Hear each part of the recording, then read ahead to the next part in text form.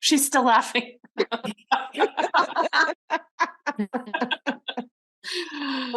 That's so funny.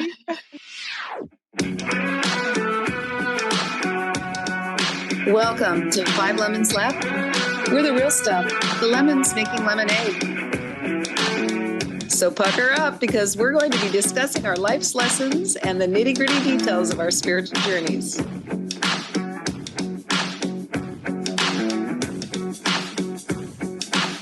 Hey y'all, I'm Amanda. And I'm Drusilla. I'm Melissa. Hello, this is Morgan. And I'm Penny. Welcome to our podcast today.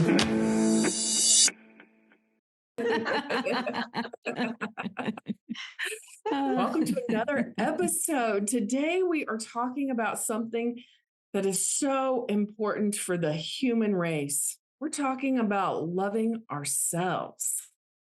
When we love and accept ourselves, what that does for us, how it reflects in our relationships, in our families, and how it really leads to freedom. We're talking about loving ourselves, what it looks like, and what it doesn't. So let's start with just a little conversation about what society tells us that our bodies should, what we should look like. Shooting on ourselves already. Yeah. Go for it, Melissa. Oh, hey. Okay, thanks, Penny. So we're talking. Wake up, Melissa. Yeah, totally. It's like that 3:00 hour here in Colorado, and so it's like it's like take the next big breath to get through the night, you know. So yeah, it was a wake up for me. So, thank you. So we're specifically talking about the body, and we're specifically talking about accepting our body, or when we live in non-acceptance of our body. And it's funny you called on me, because I feel like this is probably what you all think. I've got the most issues with self-acceptance of my body. No, I'll second that. Say that. Say that. I know that to be true. Well, not me, but like, I think most women think, oh, it's me. I'm the one who has the most problems, you know? So, yeah, it has been an issue my whole life. I remember, this is a sad story. Get your tissue out. So, Okay, I remember when I was in high school, I was hanging out a lot with this guy, and not just as friends. And it's always a guy too. And I came home and I said to my mom, I can't believe he wants to be my friend because I'm so fat. And time. So, and would you weigh about 105 pounds? Right. Yeah.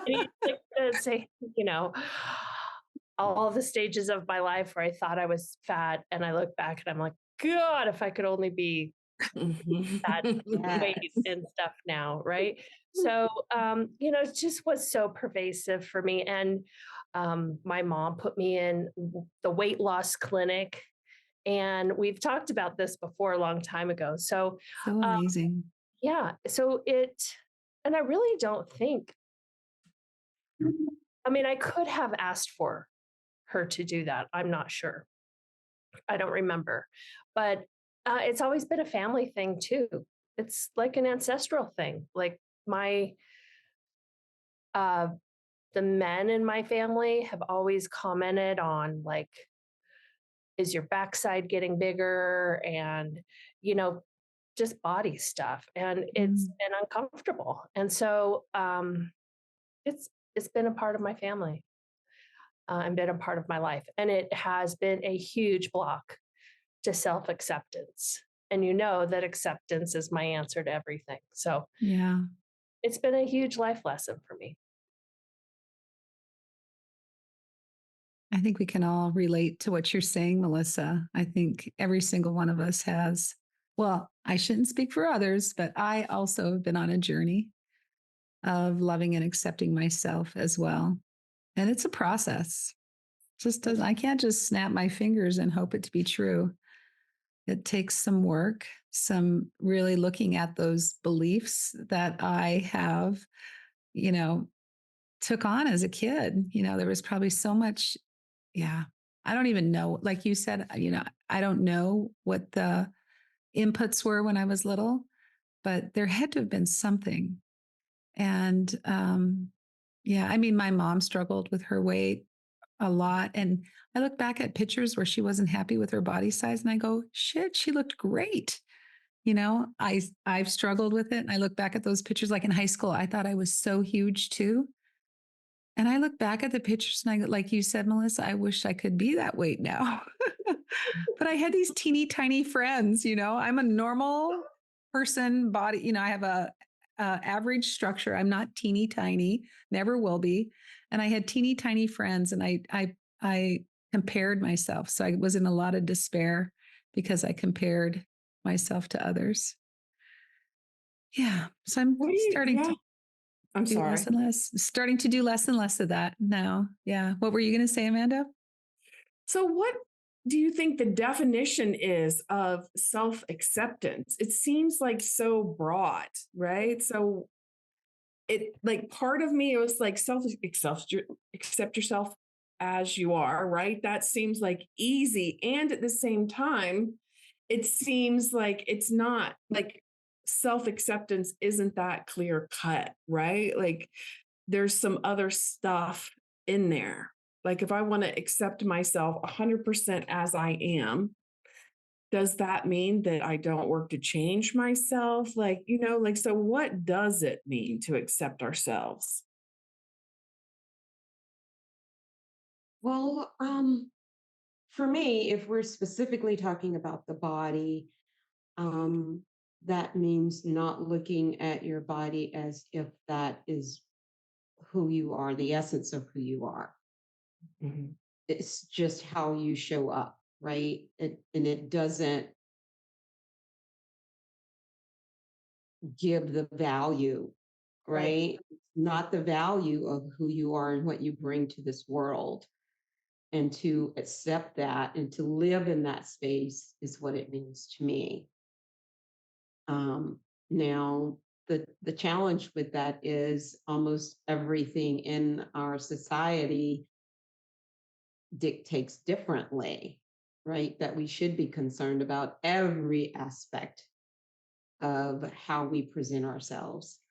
So it is a challenge, along with the societal beliefs that men can pretty much care less about what they look like physically, and women, on the other hand, we're judged in every aspect of how we show up physically.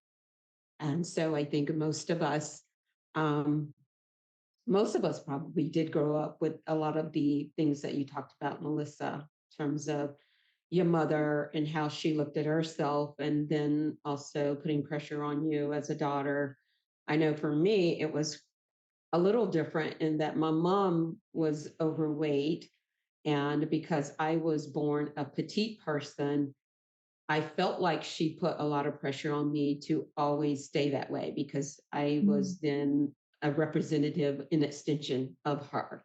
Mhm. And I still feel that pressure because she will comment if she feels like I'm, 10 or 15 pounds bigger than I normally was, and which, hell, in my 50s, that's every other week.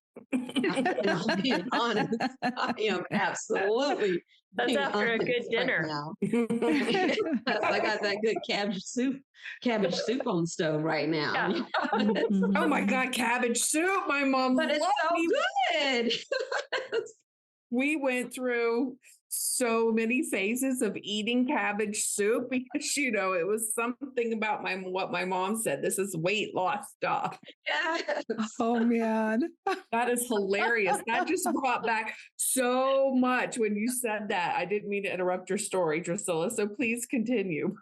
No, it wasn't a story. That's just, yeah. Mhm. So I do feel like we all carry some of that. So in order to kind of, get your mind around what that means to your question, Amanda, it means a lot more than just being okay looking in the mirror, because you do have to break free of all those beliefs as Yes. well. So well said. And don't you also though have to, one of the tools is to like look at yourself and find parts of your body that you really like and focus on them versus the parts that you don't like. And so I think that, well, for me anyway, that's been helpful to me to like look at the things that I like, and that helps me to start accepting everything. If that makes sense. I'm not sure if that makes sense, but yeah. Because I'm sorry, I keep interrupting you, Penny. I apologize. Well, I guess I'm just kind of processing some of this, and I have to like pause and think for a second, and then the next thought. But I was just going to say that I don't know what I was going to say now, Amanda. So you go for it. Oh man! One of our podcast episodes, we should have a how to listen and type of conversation, listening with different ears conversation. Okay, I digress. So now I don't know what I was going to talk about.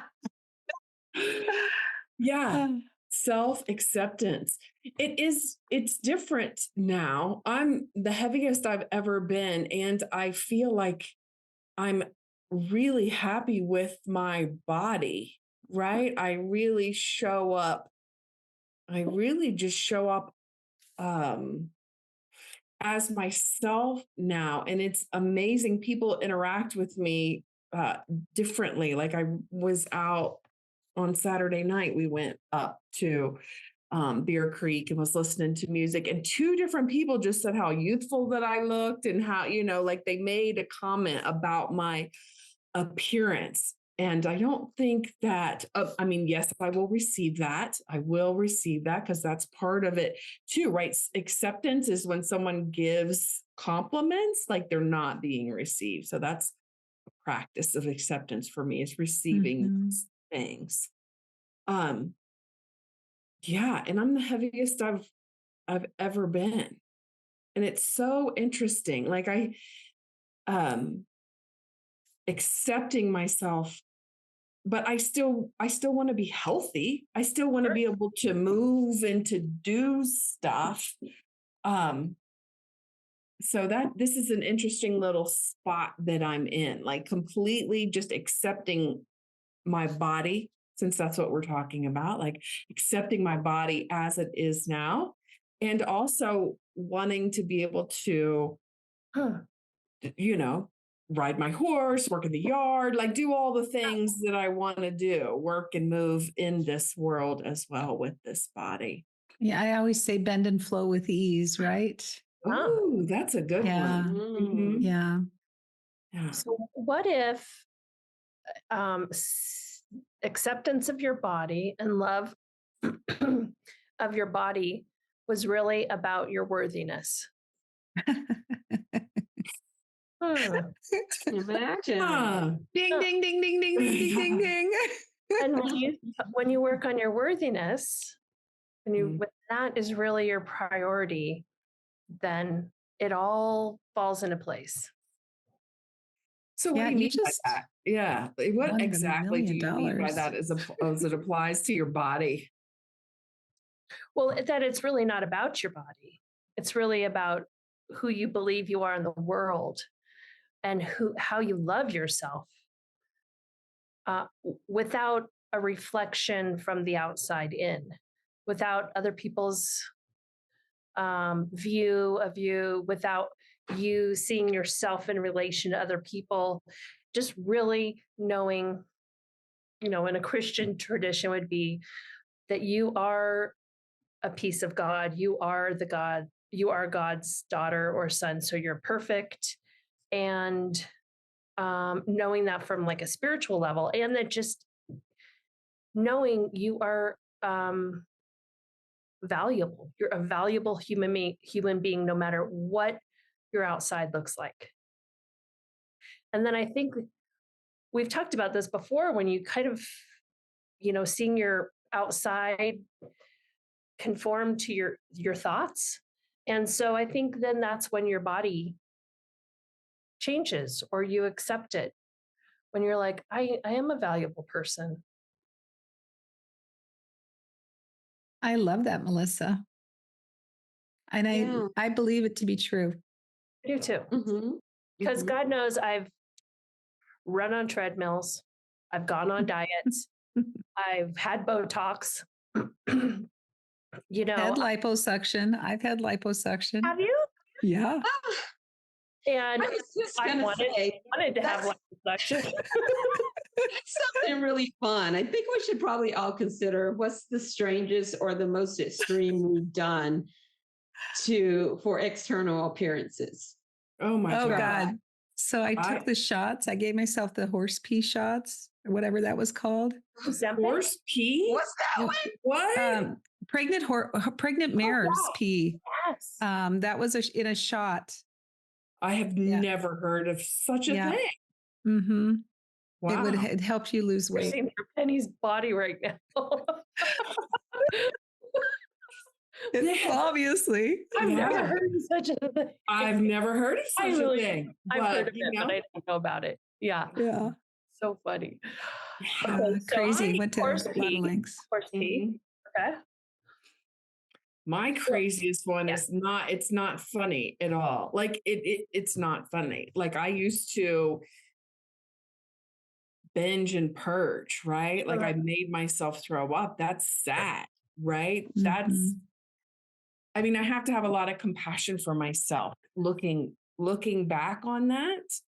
And like how I justified it in my mind.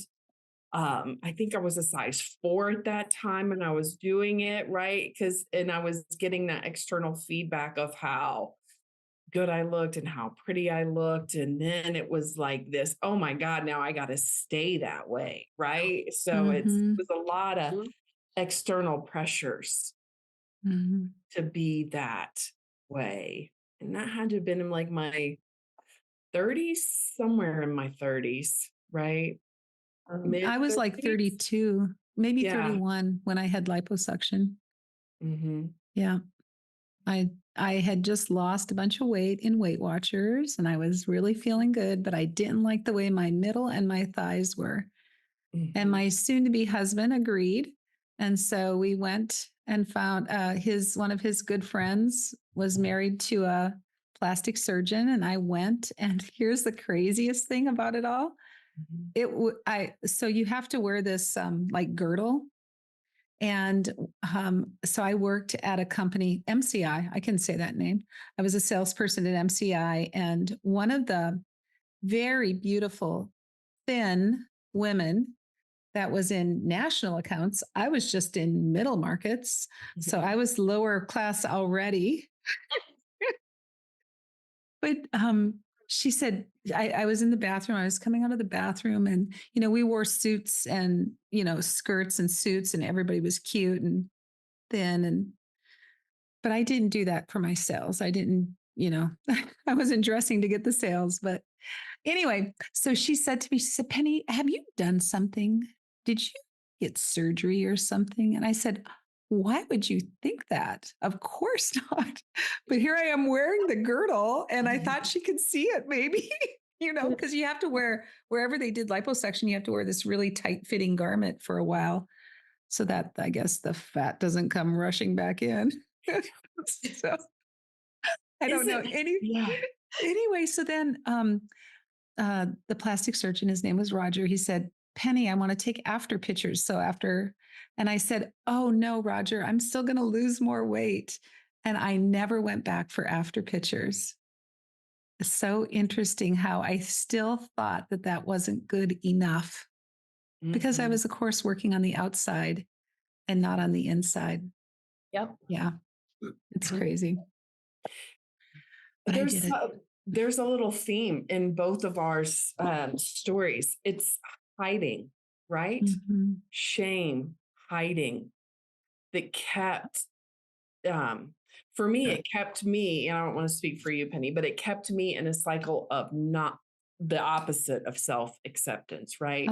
Because I was hiding how I actually felt, and I was hiding how I actually thought about what I actually thought about myself.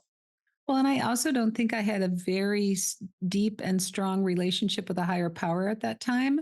I think that I was also, seeking that validation outside myself. I was not completely image oriented, but it was all about image, especially when you're in sales and you're in a competitive sales environment. You want to look the best when you go out to the customer because maybe that'll make you get a sale or whatever. And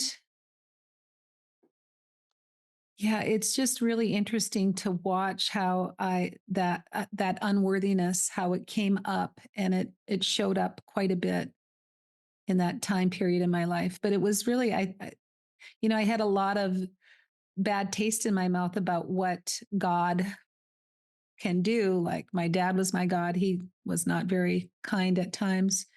I'd made a lot of people my God, and I didn't know. And of course, growing up in church, God was, you'll go to hell if you don't believe in God. And so I think that also had, I think I was running away from that as well. Um, because I didn't really know. I didn't want that. I didn't want to have a relationship with God because it hadn't turned out so well. And that's obviously changed. Yeah. I'm not sure where I was going with all that, but it plays a role. Yeah, it started off by talking about shame and hiding. Oh, shame. Yeah. Mhm. That's it. So I just heard an acronym for shame over the weekend. Shame should have already mastered everything. Mm. Yeah, Isn't that a good one? that is a good one. Yeah. I thought, wow. When I heard that, I went, wow. Yeah, I put a lot of pressure on myself Mhm. to be the master.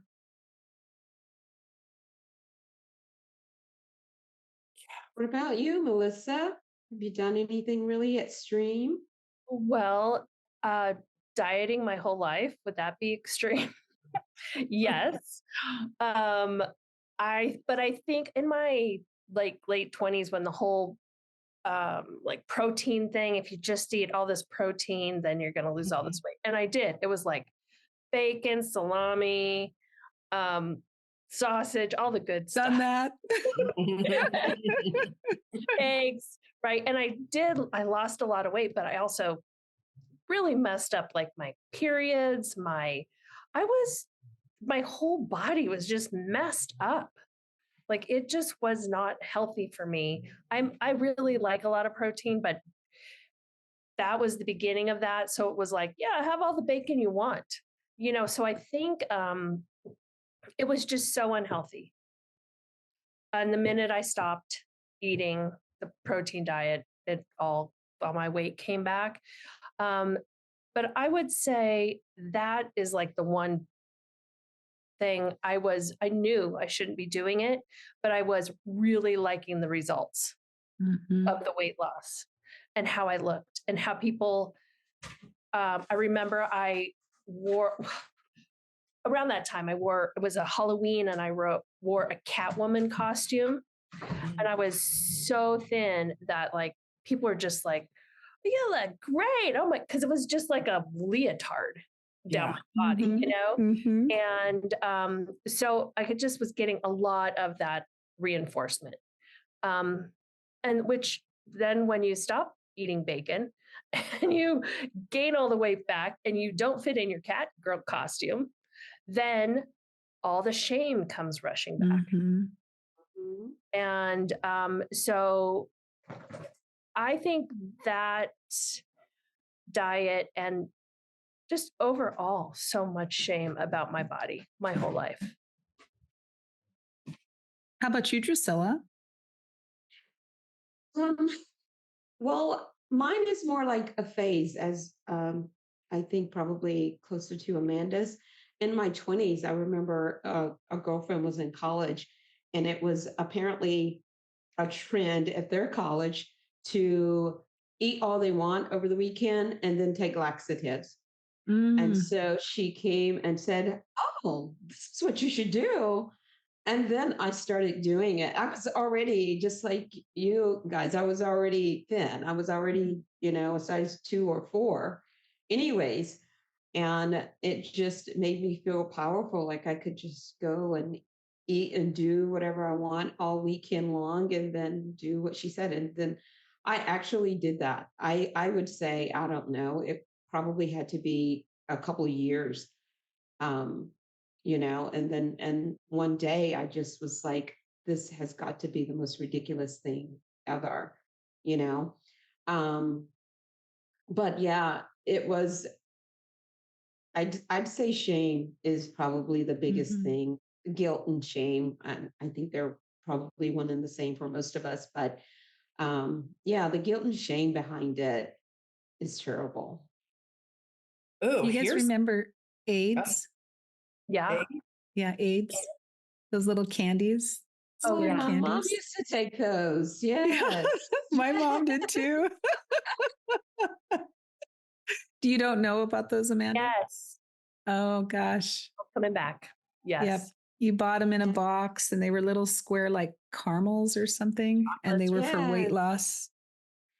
Like They were called, appetite suppressant, right? yeah, Yes. AIDS. Yeah. okay. Yeah. Uh-huh. Yeah. Mhm. So let me ask this. Here's a question since we all mentioned some type of guilt, shame, what came first?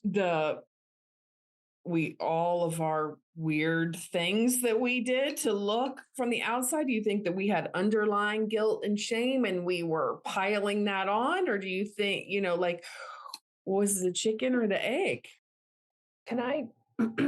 Yeah, Melissa, I have please. a little bit of background on this. I have done a lot of reading on the difference between female and male brains and how we think, how we interpret the world. And there is a fact that when young girls start maturing and getting their periods and their bodies start developing and they're in sports, they start dropping out of sports. And because they're feeling so uncomfortable with mostly male people viewing them, Attention. attention, and just the new body with new eyes on them, and it's very uncomfortable for them. And I can remember developing my body and feeling like um, I don't know if it was shame at the time, but just a level of discomfort. Um, Mhm. so if it's the chicken or the egg kind of thing, I think that maybe you know some of it has to do with the development of your body and where you are in the world with your body. Mm. Mhm. I So don't even interesting. think I was aware of that. Well, and then just really quickly, I did talk to a woman the other day whose daughter is going into as a freshman. She has an eating disorder, and she has she just has this thing about her body that is not good enough, and she's hiding. She wants to hide in her home and that kind of thing. And I don't even know if she said her daughter's like 90 pounds. Would you even have a developed body if you're 90 pounds? I don't know, but so maybe that's something different, like the outside reflection of what she should be in this world or control of her world. I'm not sure. Isn't that interesting? Hmm. Yeah, Melissa, to your point about young girls in sports, I do specifically remember my first year of running track. Um, and that would have been eighth grade. That when I was specifically running, I did feel so uncomfortable with how my chest would move. Yeah. I remember specifically thinking about that. And that was the only year that I ended up running track, actually. I can't say specifically that I quit for that reason. But I do remember feeling very uncomfortable with people seeing me run with my chest because I was a C chest already in 8th grade. And yeah. So even though I was small frame, I was heavy busted. And I was aware of that, and I was uncomfortable running track. So interesting. Mm-hmm. What's bringing up for me, it's just, I have not really had this thought before, and this conversation is bringing it up. I think I was objectifying myself, right? My body was an object, Yes. and it was an object,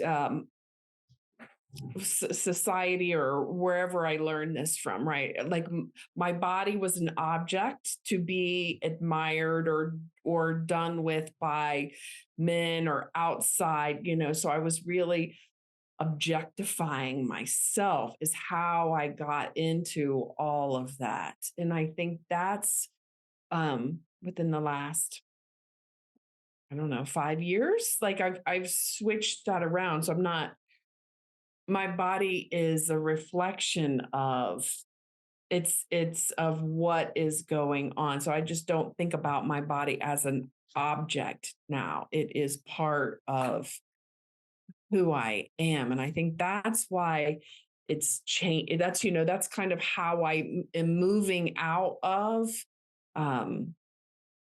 the guilt and the shame. It's, what we're talking about, acceptance, how I'm moving into acceptance of my body. Yeah.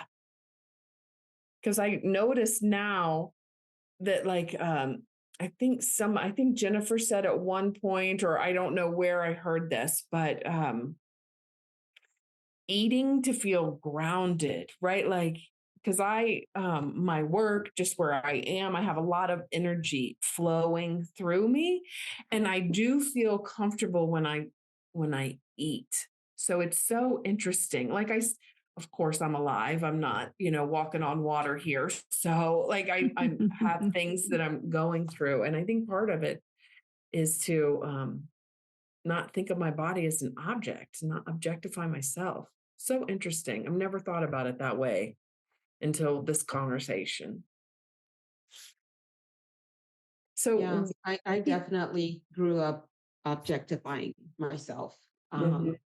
It's funny that I was so uncomfortable in that particular way as it related to sports. And I'm not sure if the article you read, Melissa, talked about why that would be the case, but I was certainly very comfortable in wearing tight fitted clothes or just walking around being cute. It was not a problem. That's funny. If you think about it, that's so funny. Yes. Yes. Huh. Yeah. So I think I was apparently comfortable in objectifying myself in certain ways, in certain aspects. But not in other ways, I guess. I guess I didn't feel like there was anything, I guess, right? This makes sense. I guess I didn't feel like there was anything sexy about running with your, and which with your now boobs that bouncing around. well, I mean, I just I just had the thought because now the way runners are presented and the way they appear, it's a very sexualized sport now, track is. But back then, nobody would think about, running tracks as being sexy or appealing in that way. In your dolphin shorts. Right. Yeah. So yeah, it makes sense to me now how I might have thought about it, as a 13-year-old. I'd love to steer the conversation a little bit more now towards where are we on a scale on any type of scale, 1 to 10 on self-acceptance and how we are doing on that. And, what are we doing to accept ourselves?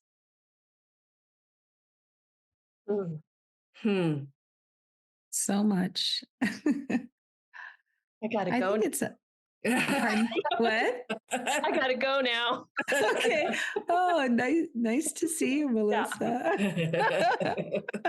You got to go first then with what Yeah. we're doing. Oh, Lord. Go ahead. You were talking first. I was just going to say that I do a lot of um, things to, well, first of all, quiet my mind. Because my mind is constantly where the judge lives and the critical voices and telling me how unworthy I am and how I'm, why would anybody want to listen to you because of the way you look and all this stuff. And so I do some meditation, I do writing, I affirmations, I have a couple power statements that help me, to help me wake back up when I fall asleep and start believing those critical voices. Yeah, so those are some of the things. And then really looking in the mirror and finding those parts of my body that I really do like and focusing on those versus the parts that I think could be improved or that judge thinks needs to be improved. It's not me, it's the judge. So that's what I do. So go for it, Melissa. Why don't you share what you do? Thank you. Well, I think, Amanda, you were just so profound with what you said about objectifying yourself. And I think that was probably what I did a lot as a younger person. And when I also think I never fit into a mold. I was never blonde. I was never tiny. I was never like a beach babe kind of person. And so I feel like it's always been a struggle to feel like I was accepted outside of myself. But so yes, objectifying myself as well. That was very profound of you to say, and it really hit me. So I think now I kind of have I don't give a fuck attitude. That works. Like love it or leave it. And also, it's just a work in progress for me all the time. Yeah. Like Yeah. I'm going to a fancy wedding. Yay. Yay. And I know, like I've been telling my husband, like everyone can look at the bride. They're not looking at me. Like I don't have to show up like thinking that everyone's gonna have an opinion about me. And the other thing, but I'm still like watching what I'm eating in this next couple of weeks, so I don't get to the wedding and feel just huge. So it still is something I work on all the time. But I do think that working on my worthiness, and all the things Penny said, meditation, quiet time, writing, looking at when my ego's flaring up and saying, oh, no, you're not good enough. So, just working all those angles. I have to say that when I was in sales, I loved Brian Tracy. And one of the things that he always had were these really great affirmations. And he would say, as you're driving to, and this is when I drove to sales appointments and there were no cell phones. But as I was driving there, he said, you got to talk to yourself and you got to build yourself up. And so my statement was, I'm the best darn salesperson that these people have ever met with. And so I really loved, and it really helped me. And I was really successful. And I really believe that affirmation helped me. And so I've been doing more coaching lately. And so I've started to, and all these critical voices can start talking again. And so I've been saying to myself, I'm the best darn coach this person's ever had. And it helps. And I love and accept myself completely. And so that when you were just talking, Melissa, that just reminded me that's one of the affirmations that I use. And, I'm a beloved child of God and I don't need to do anything to prove myself. I'm here because, she wants me to be there, the client, and I don't have to do anything to prove myself. Yay. Wow. I think we can drop the mic. Yeah. Yeah, Drusilla, we don't have to go. They said it No, all. I don't. Hey, I can't top that. There's nothing to be said. That's it. I'm a child of God. Like, hey, all this nappy hair, whatever this body looks like, it just is what it is. Perfect. Yes. Oh, and then I'll forget that in about a minute. But what I am hearing is all, compared to us as younger people, that we are living in a lot more acceptance of ourselves. And do you think that, I know we're coming towards the end, but do you, of our time, we're running out of time. Do you think that it's making your life easier to accept? Like, how is it reflecting out in your interactions with other people? Well, I was thinking about that. That I do feel like, and I appreciate that there's so much diversity and color and size and weight and body types that's represented in the media today. All I over. do like It's just that. so beautiful. However, I don't know that the pressure is any different. I still feel like the bar is really high for women. I feel like it's almost even higher for some reason. I can't quite put my finger on what it is, even though the representation is there. It just seems like the bar is still really high for women and young girls to be part of. Yes. Yeah. You can certainly see, or I can see, because I even look at marketing differently now. Like I look at the messages that are coming to me from market, like, people trying to sell me stuff differently, right? Because there still is a lot of weight loss stuff, and they frame it in like diabetes, right? Like, so it is like, we want to be healthier, of course, whatever, but they're not like, take this pill anymore. It's not like overt, take this pill so you can be thin and you can look like this, but the sales messaging is still there. It's so interesting. It just is a little bit more sneaky. The fear, there's fear. There's still a great word. Yeah. Yep. There's still in, getting you to do something because of fear. Yeah. Fear of what could happen if you don't. I mean, and it's real. I mean, if we're obese and overweight, it does lead to health issues. I mean, it's been proven medically. And so each one of us individually gets to decide how we are going to deal with that and what, and who knows what our journey is. I always like to think about that. We don't know if we were here to, I don't know. My brother died. His diabetes was way out of whack. I mean, he was obese. Maybe his message was to teach other people that, and his life was not that happy to, maybe that's not the way we want to live. I don't want that to be my story, that I was overweight, obese, my diabetes was out of control, and I died one day, because of that, went into a diabetic coma or whatever. He didn't, but, I'm just going to say that. But yeah, I just don't think I want that to be my story. So I want to feel good. I want to have freedom in all my relationships. I've talked about that before. And one of them is with my body and how I look too. And it's like you were saying, Amanda and Melissa and Drusilla, all of you were saying, it's just a process. Yeah. That process, maybe next time, I'll just throw this up in the air. We can talk about like healing our minds to heal our body, like how the self-talk is reflected out in our body. So yeah, stay tuned. We'll talk about that next time, or in an episode coming up soon. We'll talk. I think that sounds like the next natural step. So, Penny, thank you for introducing that. Yeah. You're welcome. Mhm. Didn't even know what I was doing.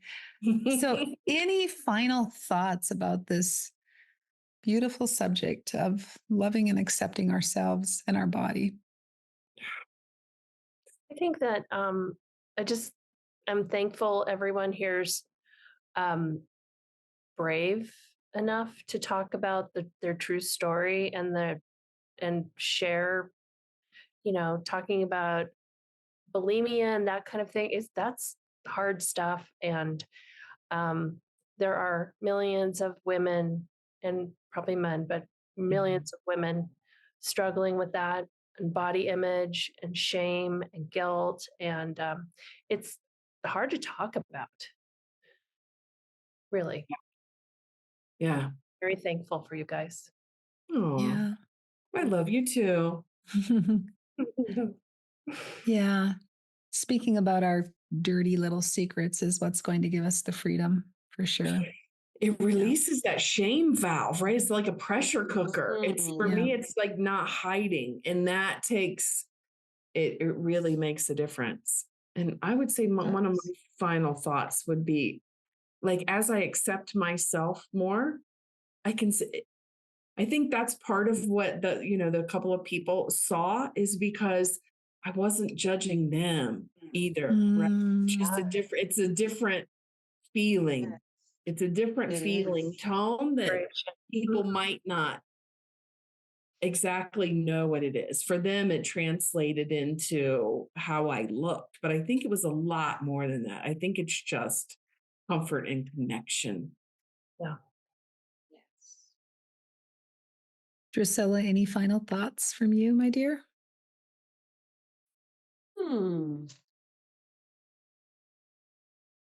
Not really. Nothing comes to mind. I'm just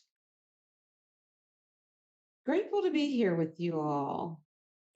Such great stories and wisdom. The self-love kept coming up. And acceptance.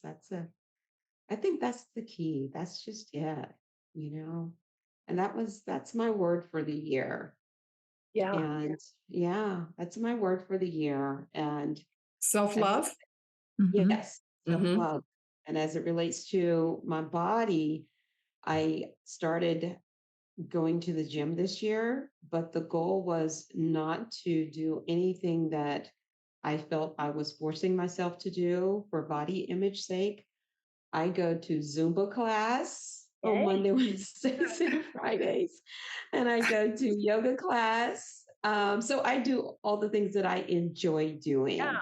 And yes, so and I still go to Stone Mountain once or twice a week as well.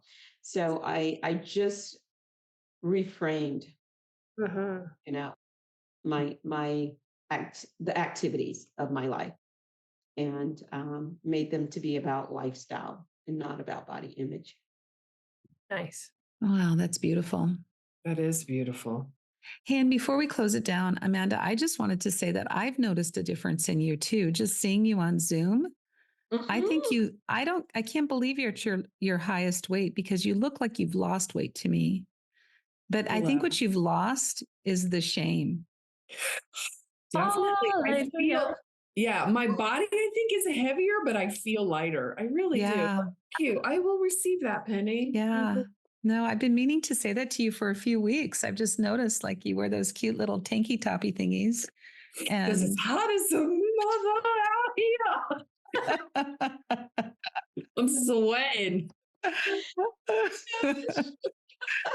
It's called AC, air conditioning. I have a couple of Post-its to wrap us up. Yay. So my body is not the essence of who I am. Oh, that's a good one, Penny. Yeah. And then I don't know that we actually said this, but this is really what I heard. Live in acceptance and let love flow. That's really what this is all about. Yeah. Yeah. So thank you everyone for listening today. We just wrapped episode 90. Isn't that amazing? It is. Episodes. Thank you for joining us for our podcast. You can find us at fivelemonslaughing.com and on all the beautiful podcast platforms.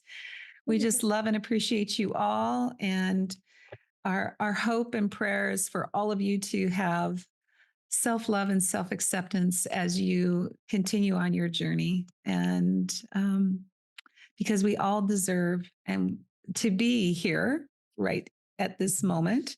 We deserve to be here. We're here for a reason. And we're God's favorite baby daughter. So let's all enjoy that. Love it. So stay tuned for next week with another riveting episode.